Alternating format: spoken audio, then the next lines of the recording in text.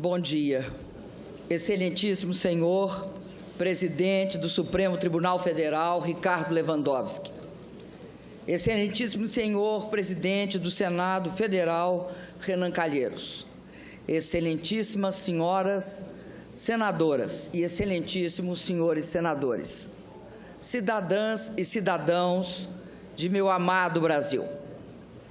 No dia 1º de janeiro de 2015, assumi meu segundo mandato à presidência da República Federativa do Brasil. Fui eleita por mais de 54 milhões de votos. Na minha posse, assumi o compromisso de manter, defender e cumprir a Constituição, bem como o de observar as leis, promover o bem geral do povo brasileiro, sustentar a união, a integridade e a independência do Brasil.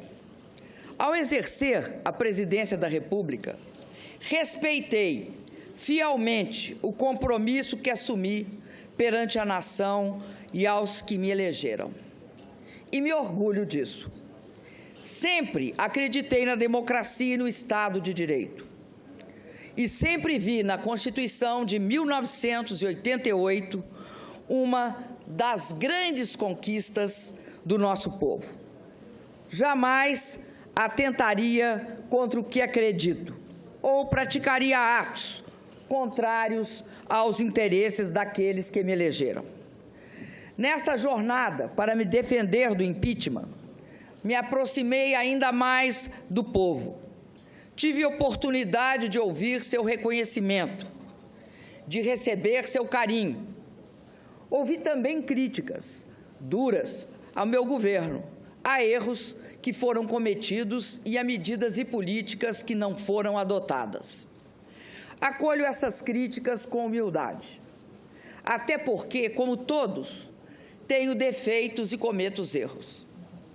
Entre os meus defeitos não está a deslealdade e a covardia.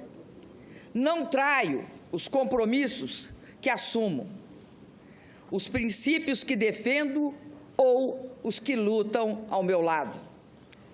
Na luta contra a ditadura, recebi no meu corpo as marcas da tortura. Amarguei por anos o sofrimento da prisão.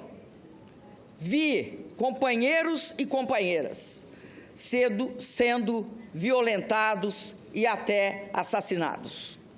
Na época, eu era muito jovem. Tinha muito a esperar da vida. Tinha medo da morte, das sequelas da tortura no meu corpo e na minha alma. Mas não cedi. Resisti. Resisti à tempestade de terror que começava a me engolir, na escuridão dos tempos amargos em que o país vivia. Não mudei de lado. Apesar de receber o peso da injustiça nos meus ombros, continuei lutando pela democracia. Dediquei todos esses anos da minha vida à luta por uma sociedade sem ódios e intolerância. Lutei por uma sociedade livre de preconceitos e de discriminações. Lutei por uma sociedade onde não houvesse miséria ou excluídos. Lutei por um Brasil soberano, mais igual e onde houvesse justiça. Disso tenho orgulho. Quem acredita, luta. Aos quase 70 anos de idade, não seria agora, após ser mãe e avó, que abdicaria dos princípios que sempre me guiaram. Exercendo a presidência da República, tenho honrado o compromisso com o meu país, com a democracia, com o Estado de Direito. Tenho sido intransigente na defesa da honestidade na gestão da coisa pública. Por isso, diante das acusações que contra mim são dirigidas neste processo, não posso deixar de sentir na boca novamente o gosto áspero e amargo da injustiça e do arbítrio. E por isso, como no passado, resisto. Não esperem de mim o obsequioso silêncio dos covardes. No passado, com as armas e hoje com a retórica jurídica, pretendem novamente atentar contra a democracia e o Estado de Direito. Se alguns rasgam o seu passado e negociam as benesses do presente, que respondam perante a sua consciência e perante a história pelos atos que praticam. A mim, cabe lamentar pelo que foram e pelo que se tornaram. E resistir, resistir sempre. Resistir para acordar as consciências ainda adormecidas, para que juntos finquemos o pé no terreno que está do lado certo da história, mesmo que o chão trema e ameace de novo nos engolir. Não luto pelo meu mandato, por vaidade ou por apego ao poder, como é próprio dos que não têm caráter, princípios ou utopias a conquistar. Luto pela democracia, pela verdade e pela justiça. Luto pelo povo do meu país, pelo seu bem-estar. Muitos hoje me perguntam, de onde vem a minha energia para prosseguir? Vem do que acredito. Posso olhar para trás e ver tudo o que fizemos, olhar para frente e ver tudo o que ainda precisamos e podemos fazer. O mais importante é que posso olhar para mim mesma e ver a face de alguém que, mesmo marcada pelo tempo, tem forças para defender suas ideias e seus direitos. Sei que em breve, e mais uma vez na vida, serei julgada. E é por ter a minha consciência absolutamente tranquila em relação ao que eu fiz no exercício da presidência da República, que venho pessoalmente à presença dos que me julgarão. Venho para olhar diretamente nos olhos de vossas excelências e dizer com a serenidade dos que nada têm a esconder que não cometi nenhum crime de responsabilidade. Não cometi os crimes dos quais sou acusada, injusta e arbitrariamente. Hoje, o Brasil, o mundo e a história nos observam e aguardam o desfecho desse processo de impeachment.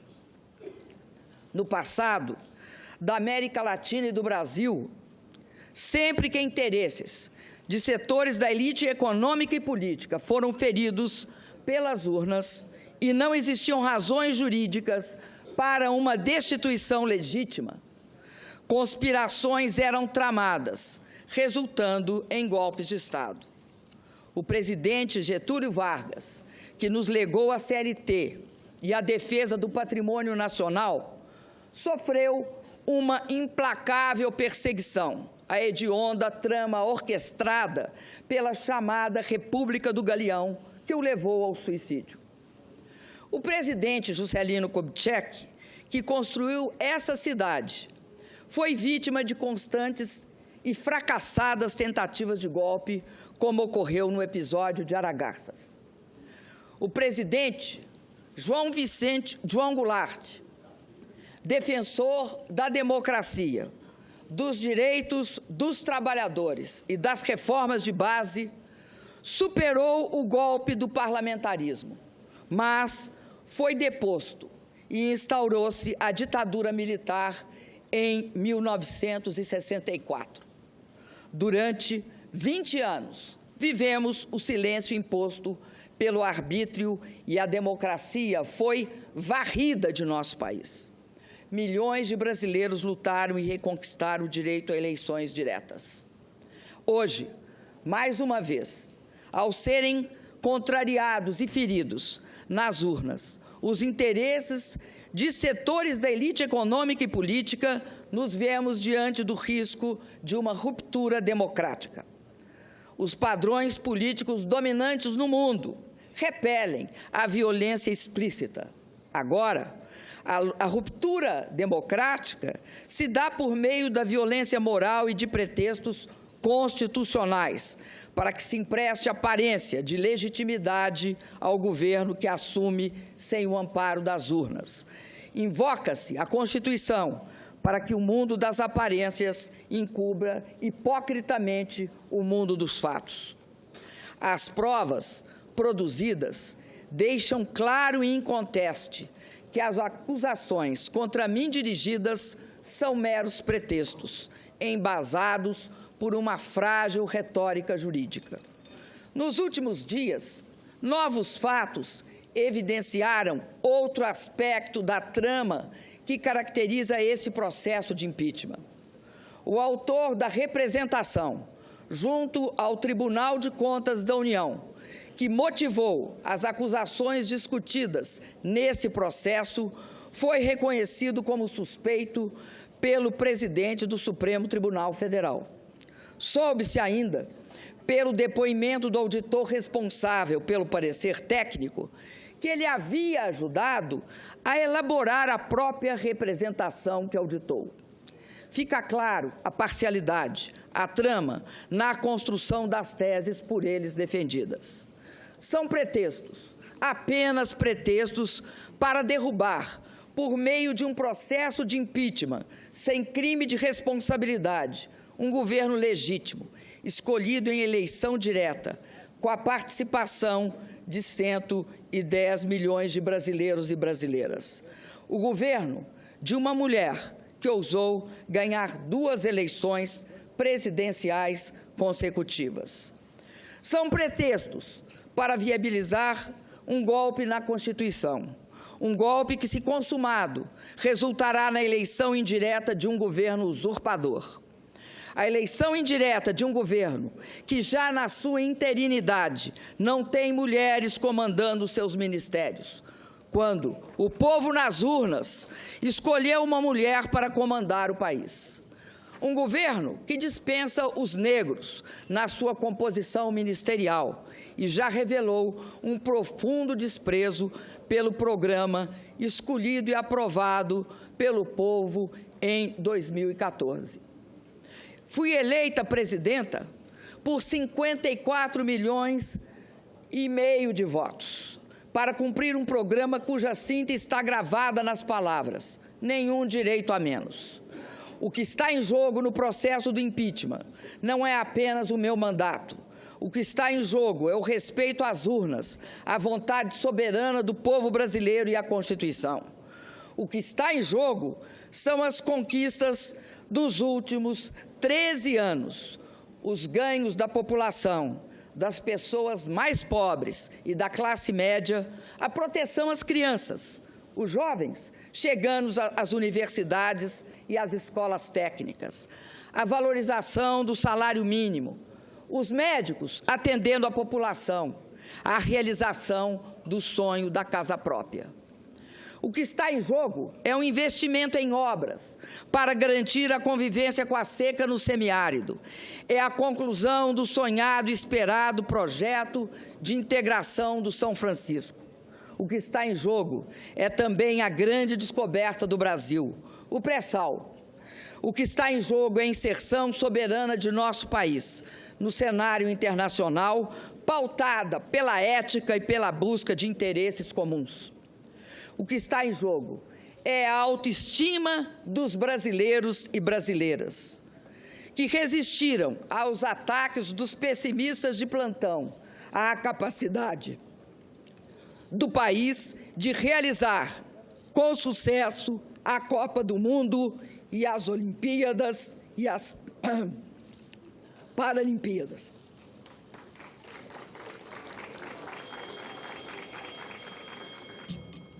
Peço que não se manifestem, por favor. Repito, o que está em jogo é a autoestima dos brasileiros e brasileiras, que resistiram aos ataques dos pessimistas de plantão, a capacidade do país de realizar com sucesso a Copa do Mundo e as Olimpíadas e as Paralimpíadas. O que está em jogo é a conquista da estabilidade que busca o equilíbrio fiscal, que busca o controle da inflação e não abre mão de programas sociais para a nossa população. O que está em jogo é o futuro do país, a oportunidade e a esperança de avançar sempre mais. Senhoras e senhores senadores, no presidencialismo previsto na Constituição, na nossa Constituição, não basta a eventual perda de maioria parlamentar para afastar um presidente. Há que se configurar crime de responsabilidade. E está claro que não houve tal crime.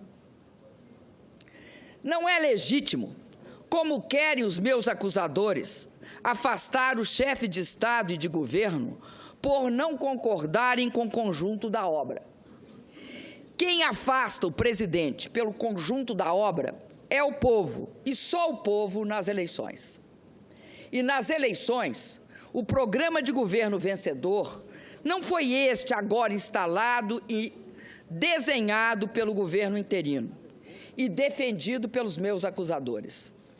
O que pretende o governo interino, se transmudado em efetivo, é um verdadeiro ataque às conquistas dos últimos anos. Desvincular o piso das aposentadorias e pensões do salário mínimo será a destruição do maior instrumento de distribuição de renda do país, que é a Previdência Social.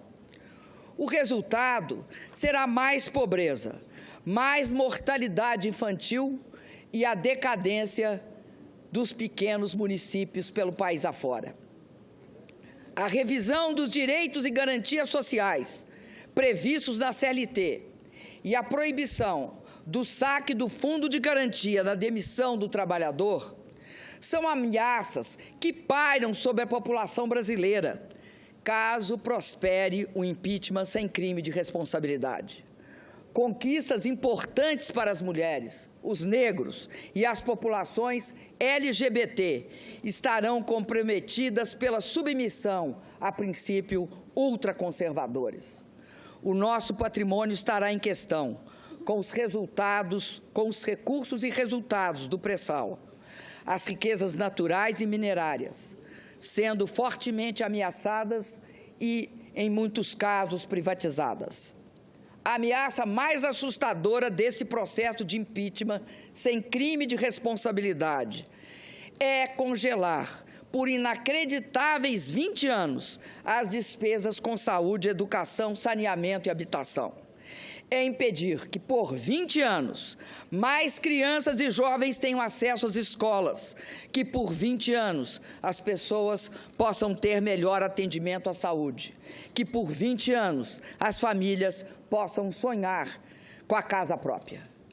Senhor presidente Ricardo Lewandowski, senhoras e senhores senadores, a verdade é que o resultado eleitoral de 2014 foi um rude golpe em setores da elite conservadora brasileira.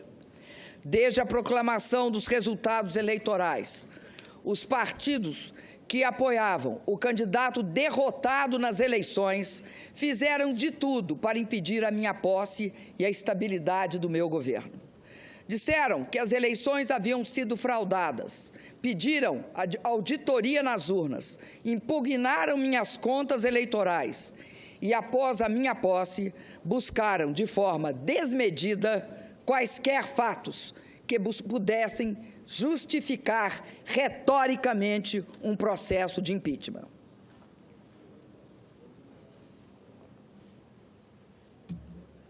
Como é próprio das elites conservadoras e autoritárias, não viam na vontade do povo o elemento legitimador de um governo. Queriam o poder a qualquer preço. Tudo fizeram para destabilizar a mim e ao meu governo. Só é possível compreender a gravidade da crise que assola o Brasil desde 2015, levando-se em consideração a instabilidade política aguda que, desde a minha eleição, tem caracterizado o ambiente em que ocorrem o investimento e a produção de bens e serviços. Não se procurou discutir e aprovar uma melhor proposta para o país. O que se pretendeu permanentemente foi a afirmação do quanto pior, melhor, na busca obsessiva de se desgastar o governo, pouco importando os resultados danosos desta desta questionável ação política para toda a população. A possibilidade de impeachment tornou-se assunto central da pauta política e jornalística, apenas 2 meses após minha reeleição, apesar da evidente improcedência dos motivos para justificar esse movimento radical. Nesse ambiente de turbulências e incertezas, o risco político permanente, provocado pelo ativismo de parcela considerável da oposição, acabou sendo um elemento central para a retração do investimento e para o aprofundamento da crise econômica. Deve ser também ressaltado que a busca de reequilíbrio fiscal, desde 2015, encontrou forte resistência na Câmara dos Deputados, à época presidida pelo deputado Eduardo Cunha. Os projetos enviados pelo governo foram rejeitados, parcial ou integralmente.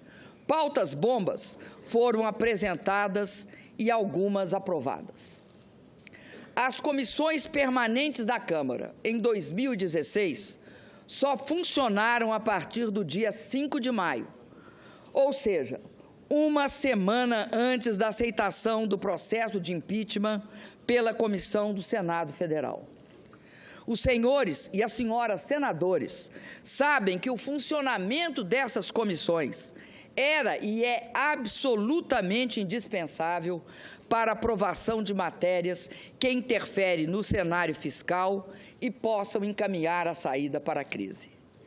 Foi criado, assim, o desejado ambiente de instabilidade política, propício à abertura do processo de impeachment sem crime de responsabilidade.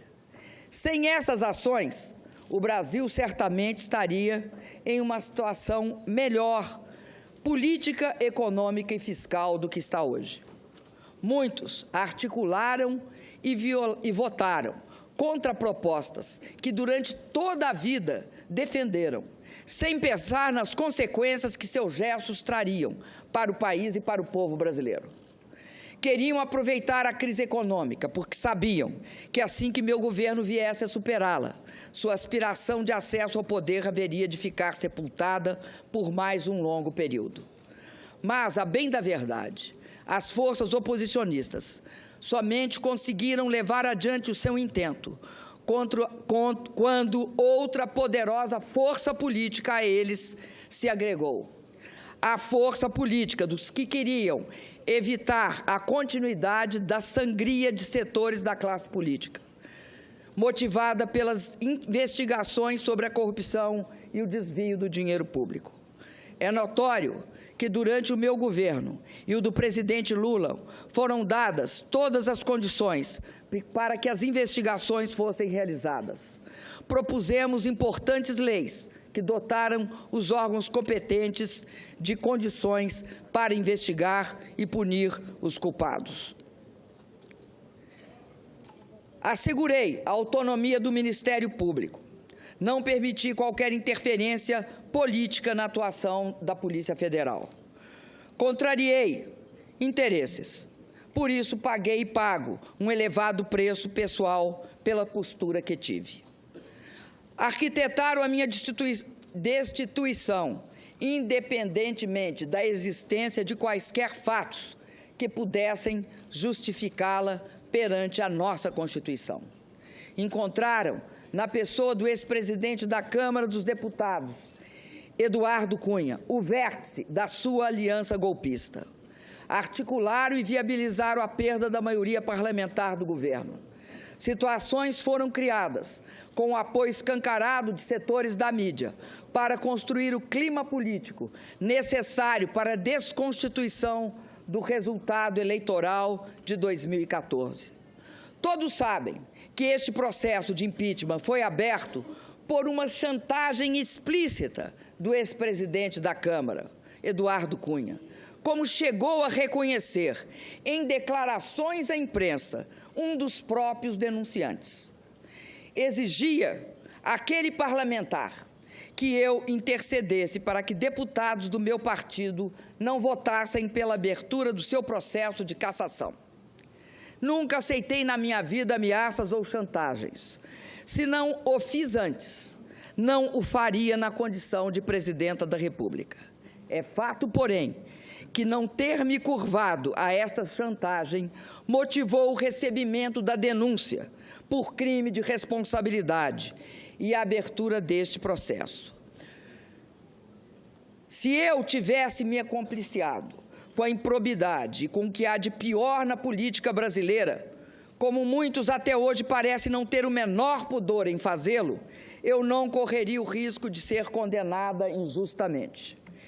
Quem se acumplicia ao imoral e ao ilícito não tem respeitabilidade para governar o país. Quem age para poupar ou adiar o julgamento de uma pessoa que é acusada de enriquecer às custas do Estado brasileiro e do povo, que paga impostos, cedo ou tarde acabará pagando perante a sociedade e a história o preço de seu descompromisso com a ética. Tem, e todos sabem, muito orgulho. Todos sabem que não enriqueci no exercício de cargos públicos, que não desviei de dinheiro público em meu governo, em benefício próprio, nem de meus familiares, e que não possuo contas ou imóveis no exterior. Sempre agi com absoluta probidade nos cargos públicos que ocupei ao longo da minha vida. Curiosamente, serei julgada por crimes que não cometi. Antes do julgamento do ex-presidente da Câmara, acusado de ter praticado gravíssimos atos ilícitos e que liderou as tramas e os ardis que alavancaram as ações voltadas à minha destituição. Ironia da história? Não, de forma nenhuma. Trata-se de uma ação deliberada que conta com o silêncio cúmplice de setores da grande mídia brasileira. Viola-se a democracia e pune-se uma inocente. Este é o pano de fundo que marca o julgamento que será realizado pela vontade dos que lançam contra mim pretextos acusatórios infundados. Estamos a um passo da consumação de uma grave ruptura institucional. Estamos a um passo da concretização de um verdadeiro golpe de Estado. Senhoras e senhores senadores, vamos aos autos deste processo. Do que sou acusada? Quais foram os atentados à Constituição que cometi? Quais foram os crimes hediondos que pratiquei? A primeira acusação refere-se à edição de 3 decretos de crédito suplementar sem autorização legislativa. Ao longo de todo o processo, mostramos que a edição desses decretos seguiu todas as regras legais. Respeitamos a previsão contida na Constituição, a meta definida na LDO e as autorizações estabelecidas no artigo 4º da Lei Orçamentária de 2015, aprovadas pelo Congresso Nacional. Todas essas previsões legais foram respeitadas em relação aos 3 decretos. Eles apenas ofereceram alternativas para a alocação dos mesmos limites de empenho e financeiro estabelecidos pelo decreto de contingenciamento, que não foram alterados. Repito, pelos decretos de contingenciamento que não foram alterados. Por isso, não afetaram em nada a meta fiscal. Ademais, em 2014, por iniciativa do próprio Executivo, o Congresso aprovou a inclusão na LDO da obrigatoriedade que qualquer crédito aberto deve ter sua execução subordinada ao decreto de descontingenciamento editado segundo as normas estabelecidas pela Lei Complementar de Responsabilidade Fiscal. E isso foi precisamente respeitado. Não sei se por incompreensão ou por estratégia, as acusações feitas nesse processo buscam atribuir a esses decretos nossos problemas fiscais. Ignoram ou escondem que os resultados fiscais negativos são consequência da desaceleração econômica e não a sua causa. Escondem que, em 2015, com o agravamento da crise, tivemos uma expressiva queda de receita ao longo de todo o ano. Foram 180 bilhões a menos que o previsto na lei orçamentária. Fazem questão de ignorar que realizamos, em 2015, o maior contingenciamento de nossa história. Cobram que, quando enviei ao Congresso, em julho de 2015, o pedido de autorização para reduzir a meta fiscal, deveria ter imediatamente realizado um novo contingenciamento. Não o fiz porque segui o procedimento que não foi questionado pelo Tribunal de Contas da União ou pelo Congresso Nacional na análise das contas de 2009. Além disso, a responsabilidade com a população justifica também nossa decisão. Se aplicássemos em julho o contingenciamento proposto pelos nossos acusadores, cortaríamos 96% do total de recursos disponíveis para a despesa da União. Isto representa um corte radical em todas as dotações orçamentárias dos órgãos federais.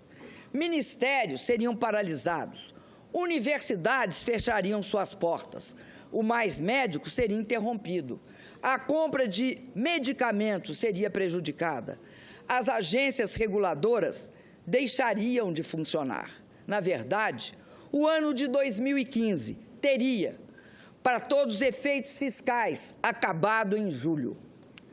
Volto a dizer, ao editar esses decretos de crédito suplementar, agi em conformidade plena com a legislação vigente. Em nenhum desses atos, o Congresso Nacional foi desrespeitado. Aliás, este foi o comportamento que adotei em meus 2 mandatos. Somente depois que assinei esses decretos é que o Tribunal de Contas da União mudou a posição que sempre teve a respeito da matéria. É importante que a população brasileira seja esclarecida sobre este ponto. Os decretos foram editados em julho e agosto de 2015 e somente em outubro de 2015 o plenário do Tribunal de Contas da União aprovou a nova interpretação.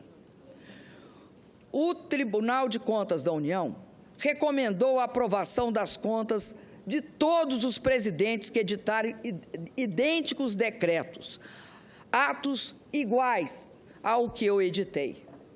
Nunca levantaram qualquer problema técnico ou apresentaram interpretação que passaram a ter depois que assinei estes atos. Querem me condenar por ter assinado decretos que atendiam às demandas da população, às demandas de diversos órgãos, inclusive do próprio Poder Judiciário, com base no mesmo procedimento adotado desde a entrada em vigor da Lei de Responsabilidade Fiscal em 2001? Por ter assinado decretos que, somados, não implicaram, como provado nos autos, em nenhum centavo de gastos a mais para prejudicar a meta fiscal? A segunda denúncia dirigida contra mim neste processo também é injusta e frágil. Afirma-se que o alegado atraso nos pagamentos das subvenções econômicas devidas ao Banco do Brasil no âmbito da execução do Programa de Crédito Rural, Plano Safra, para agricultura comercial e para agricultura familiar equivale a uma operação de crédito, o que estaria vedado pela Lei de Responsabilidade Fiscal. Como minha defesa e várias testemunhas já relataram, a execução do Plano Safra é regida por uma lei de 1992, que atribui ao Ministério da Fazenda a competência de sua normatização, inclusive em relação à própria atuação do Banco do Brasil. A Presidenta da República não pratica nenhum ato em relação à execução do Plano Safra. Parece óbvio, além de juridicamente justo, que eu não seja acusada por um ato inexistente.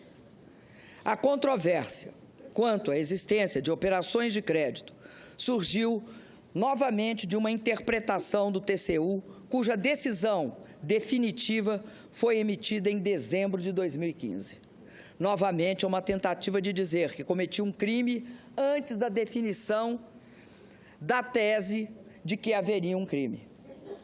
Uma tese que nunca havia surgido antes e que, como todas as senhoras e senhores senadores souberam em dias recentes, foi urdida especialmente para esta ocasião. Lembro ainda a decisão recente do Ministério Público Federal, que arquivou um inquérito exatamente sobre essa questão.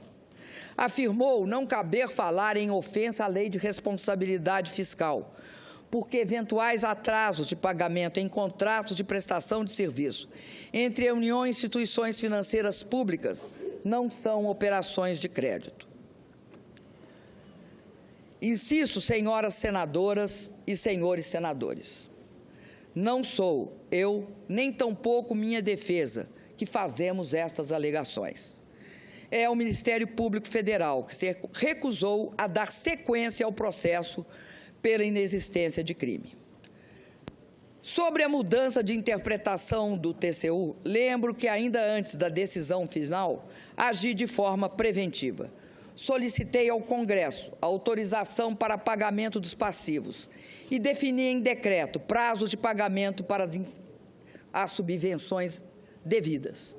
Em dezembro de 2015, após a decisão definitiva do TCU e com autorização do Congresso, saldamos todos os débitos existentes. Não é possível que não se veja aqui também o arbítrio desse processo e a injustiça também desta acusação. Esse processo de impeachment não está praticando a justiça. Eu não atentei em nada, em absolutamente nada, contra qualquer dos dispositivos da Constituição que, como presidenta, jurei cumprir. Não pratiquei ato ilícito. Está provado que não agi dolosamente em nada. Os atos praticados estavam inteiramente voltados ao interesse da sociedade. Nenhuma lesão trouxeram ao erário ou ao patrimônio público. Volto a afirmar, como fez a minha defesa durante todo o tempo, que este processo está marcado, do início ao fim, por um clamoroso desvio de poder. É isso que explica a absoluta fragilidade das acusações que contra mim são dirigidas. Tem-se afirmado que esse processo de impeachment seria legítimo, porque os ritos e os prazos teriam sido respeitados. No entanto, para que seja feita justiça e a democracia se imponha, a forma só não basta. É necessário que o conteúdo de uma sentença também seja justo. E, no caso, jamais haverá justiça na minha condenação. Ouso dizer que, em vários momentos, esse processo se desviou clamorosamente daquilo que a Constituição e os juristas denominam o devido processo legal. Não há respeito ao devido processo legal quando a opinião condenatória de grande parte dos julgadores é divulgada e registrada pela grande imprensa antes do exercício final do direito de defesa. Não há respeito ao devido processo legal quando os julgadores afirmam que a condenação não passa de uma questão de tempo, porque votarão contra mim de qualquer jeito. Nesse caso, o direito de defesa será exercido apenas formalmente, mas não será apreciado substantivamente nos seus argumentos e nas suas provas. A forma existirá apenas para dar aparência de legitimidade ao que é ilegítimo por essência. Senhoras e senhores senadores, nesses meses, me perguntaram inúmeras vezes por que eu não renunciava. Para encurtar este capítulo tão difícil da minha vida. Jamais o faria, porque tenho compromisso inarredável com o Estado democrático de direito. Jamais o faria porque nunca renuncio à luta. Confesso a vossas excelências, no entanto, que a traição, as agressões verbais e a violência do preconceito me assombraram. E, em alguns momentos, muito me magoaram. Mas foram sempre superadas, em muito, pela solidariedade, pelo apoio e pela disposição de luta de milhões de brasileiras e brasileiros pelo país afora. por meio de manifestações de rua, reuniões, seminários, livros, shows, mobilizações na internet. Nosso povo esbanjou criatividade e disposição para a luta contra o golpe. As mulheres brasileiras têm sido, neste período, um esteio fundamental para minha resistência. Me cobriram de flores e me protegeram com sua solidariedade. Parceiras incansáveis de uma batalha em que a misoginia e o preconceito mostraram suas garras. As brasileiras expressaram neste combate pela democracia e pelos direitos sua força e resiliência. Bravas mulheres brasileiras que tenho a honra e o dever de representar como primeira mulher presidenta da República. Chego à última etapa deste processo, comprometida com a realização de uma demanda da maioria dos brasileiros, convocá-los a decidir nas urnas sobre o futuro de nosso país. Diálogo, participação e voto direto e livre são as melhores armas que temos para preservar a democracia. Confio que as senhoras senadoras e os senhores senadores farão justiça. Tenho a consciência tranquila. Não pratiquei nenhum crime de responsabilidade. As acusações dirigidas contra mim são injustas e descabidas. Cassar em definitivo meu mandato é como me submeter a uma pena de morte política. Esse é o segundo julgamento a que sou submetida em que a democracia tem assento junto comigo no banco dos réus. Na primeira vez, fui condenada por um tribunal de exceção.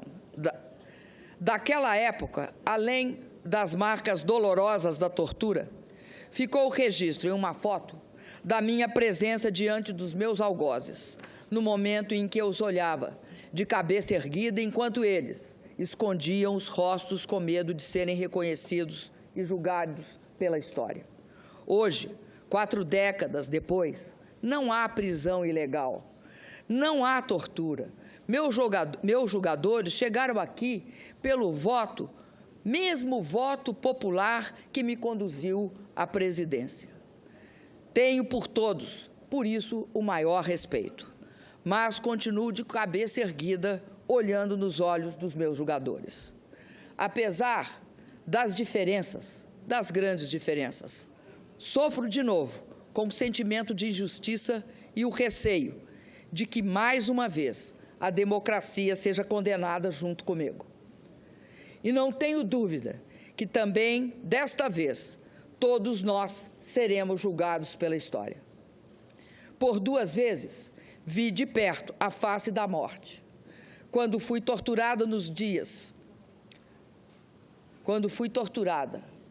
por dias seguidos, submetida a sevícias que nos faziam duvidar da humanidade e do próprio sentido da vida. E quando uma doença grave e extremamente dolorosa poderia ter abreviado a minha existência. Hoje, eu só temo a morte da democracia, pela qual muitos de nós, aqui neste plenário, lutamos com o melhor dos nossos esforços. Reitero, respeito os meus julgadores. Não nutro rancor por aqueles que votarão pela minha destituição. Respeito e tenho muito apreço por aqueles que têm lutado bravamente pela minha absolvição, aos quais serei eternamente grata.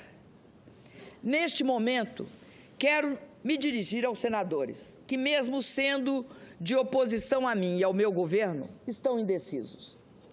Lembrem-se que no regime presidencialista e sob a égide da nossa Constituição, uma condenação política exige obrigatoriamente a ocorrência de um crime de responsabilidade, cometido dolosamente e comprovado de forma cabal.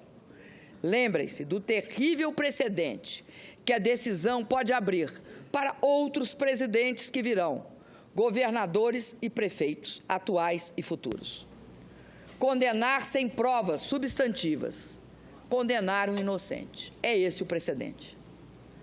Faço um apelo final a todos os senadores.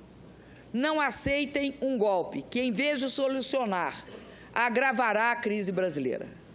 Peço que façam justiça a uma presidente honesta, que jamais cometeu qualquer ato ilegal na vida pessoal ou nas funções públicas que exerceu.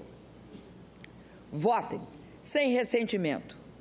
O que cada senador sente por mim e o que nós sentimos uns pelos outros importa menos, neste momento, do que aquilo que todos nós sentimos pelo país e pelo povo brasileiro. Peço, votem contra o impeachment, votem pela democracia. Muito obrigada.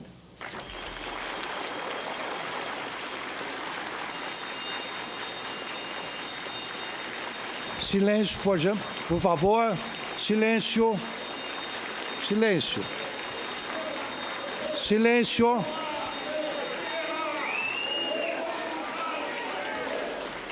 Silêncio. Silêncio. Está suspensa a sessão.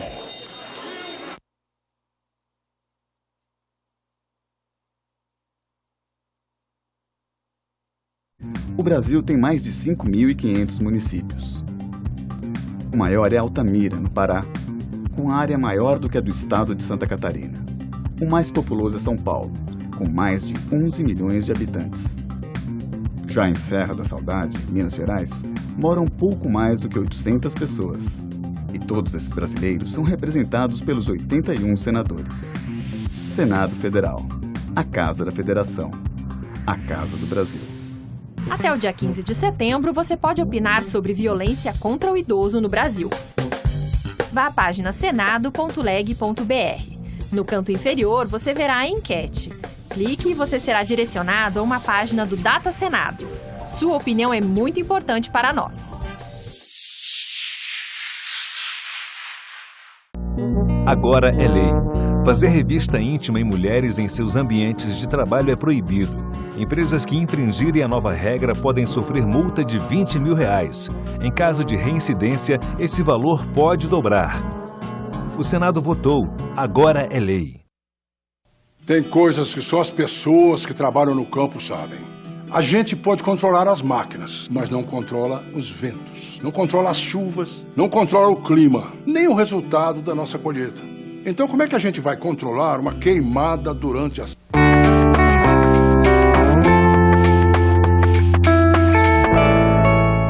Tendo em vista o procedimento a ser adotado nessa sessão sobre o direito de resposta pelas senadoras e senadores no que tange ao interrogatório da acusada.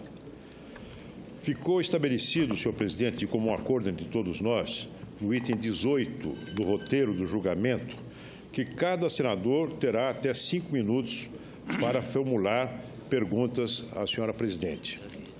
Ocorre, presidente Lewandowski, que não existe qualquer previsão sobre o direito de resposta das senadoras e senadores em caso de serem nominalmente citados ou de modo detrimentoso ou para esclarecimento de fato que lhe tenha sido atribuído, bem como na eventualidade de agressões verbais que sejam proferidos. Sabe-se que a Lei 10.079 e o Código de Processo Penal são silentes sobre o tema, restando, nesse caso, a aplicação subsidiária do conhecido artigo 14 do nosso regimento interno, que é muito claro ao estabelecer o referido dispositivo que, nos casos supracitados, o senador terá 5 minutos para a devida manifestação. Assim, aguardo manifestação de Vossa Excelência no sentido de estabelecer o procedimento previsto no regimento interno do Senado, se esses casos vierem a ocorrer. Agradeço a Vossa Excelência. Concedo a palavra ao eminente senador Humberto Costa para a contradita. Presidente, senhores senadores, senhoras senadoras, em primeiro lugar, senhor presidente, na semana passada tivemos uma reunião conduzida por Vossa Excelência, com a presença do presidente dessa casa e de todos os líderes partidários, inclusive com a presença do eminente líder do governo. E foi nessa reunião que nós acertamos aquilo que consta hoje dos artigos 17 e 18 do roteiro da sessão de julgamento.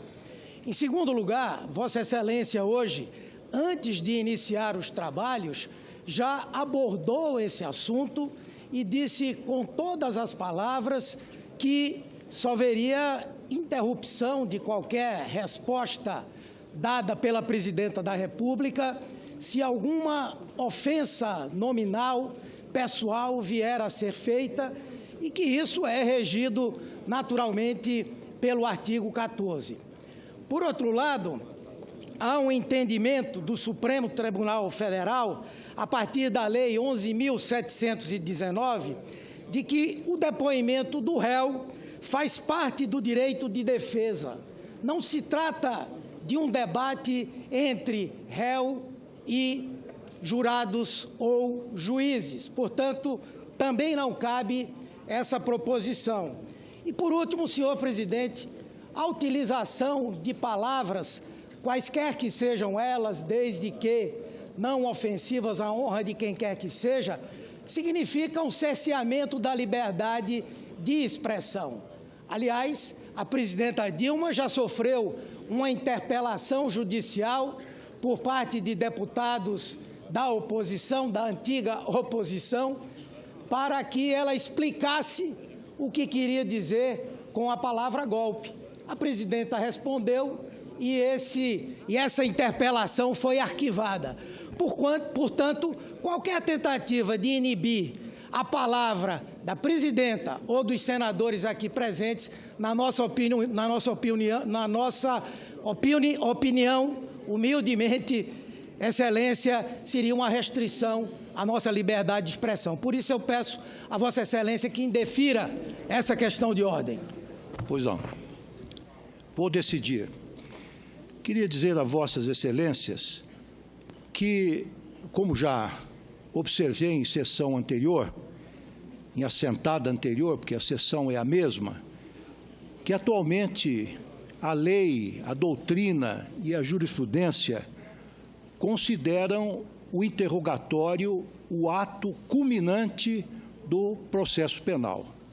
Exatamente o momento em que os acusados exercem a plenitude de seu direito de defesa. Neste momento, neste ato processual que ora realizamos, a senhora Presidenta da República, ela está defendendo o seu mandato, a sua honra pessoal e a sua biografia. Portanto, é natural que nós concedamos a ela uma amplitude maior de expressão. As senhoras senadoras e os senhores senadores aqui exercem o papel de juízes, não são acusadores, não são acusadores. A acusação está sendo competentemente exercida pelo professor Miguel Reale e pela professora Janaína Pascoal.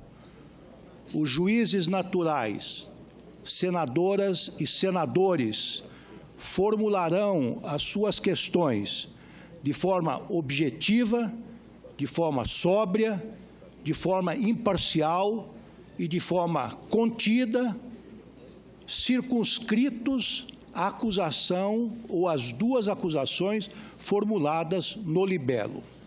No entanto, como eu acertei naquela reunião que tivemos com as lideranças, caso alguma senadora ou algum senador seja injuriado por qualquer forma, coisa que não acredito, tenho a convicção que isso não acontecerá, este presidente garantirá, após a resposta da senhora presidente, garantirá a palavra para que ele possa, eventualmente, repelir a injúria.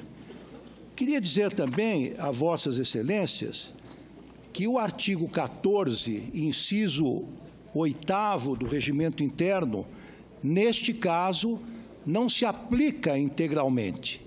Ele deve ficar ou deve ser aplicado com temperamento pelo presidente da República, nesta hipótese, pelo presidente do Supremo Tribunal Federal, nesta hipótese a qual eu me referi, no caso de algum senador ou senadora seja injuriado.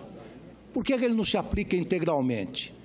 Primeiro, porque o regimento interno desta Casa estabelece que o artigo 14, inciso 8º, só pode ser utilizado 2 vezes por sessão, até para evitar que estas manifestações, com base no artigo 14, se repitam indefinidamente. Não obstante isso, a critério desta presidência, e que exercerá esse critério, essa discricionariedade, tenho certeza,